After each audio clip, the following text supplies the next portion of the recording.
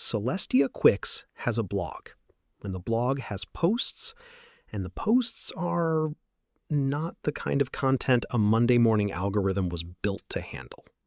Today's episode covers one territory, a crisis documented in real time, coercive control, a gun staged in a budget suite, and every institution a person is supposed to call when that happens, each one closing its door in sequence. Let's start with what that actually looks like from inside the room. The question this post forces is not whether abuse is happening.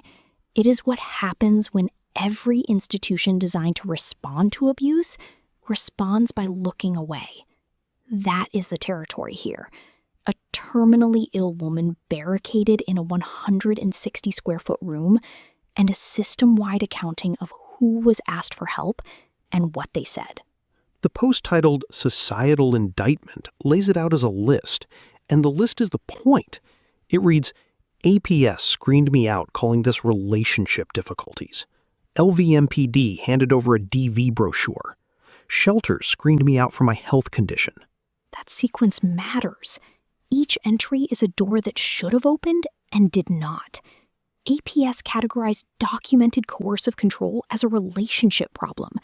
LVMPD handed over a pamphlet. Shelter screened her out, not for lack of beds, but because her medical condition made her ineligible. 988 flagged her number for not being suicidal enough. NDVH flagged her for calling too often. The 988 flag is the one that stops the room. You call a crisis line because you were in crisis.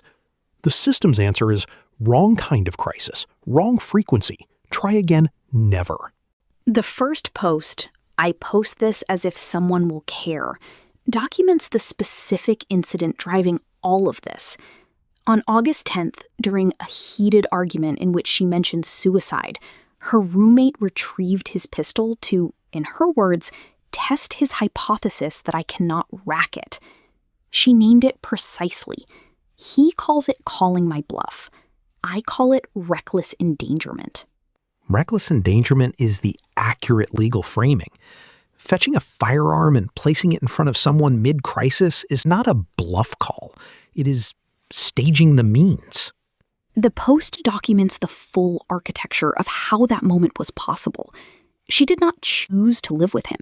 She was backed into it after a sequence of housing failures, medical blacklisting, and family abandonment that eliminated every other option. The Societal Indictment post names the family's response directly. If you didn't want to die alone, you should have treated people better. That line is doing a lot of work. It reframes her reporting abuse and refusing to participate in a family cover-up as a character flaw that earned her the situation she is in. The post also documents that mental health providers screen her out because her trauma does not fit a simple billing code. That HHS-OIG and CMS stated on the record they cannot compel a doctor to treat her, and that peer support groups told her she is too complex and cannot attend if she is in crisis. The closing line of Societal Indictment is nobody cares. Which is also the title of the other post. I post this as if someone will care. The titles are doing the same work from two different angles. What the first post adds is the real-time record.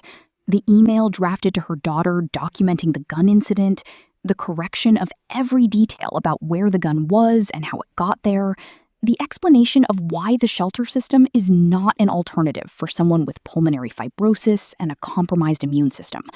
She states it plainly. Shelters have social workers, clerks, and maintenance staff. No medical personnel. For someone with her condition, that is not a safety net. The gun was staged on his desk by the front door. She walked back inside and saw it sitting there. That is the detail that makes the geometry of the trap legible. A one-bedroom budget suite where the only exit runs past the weapon. And the post documents her response.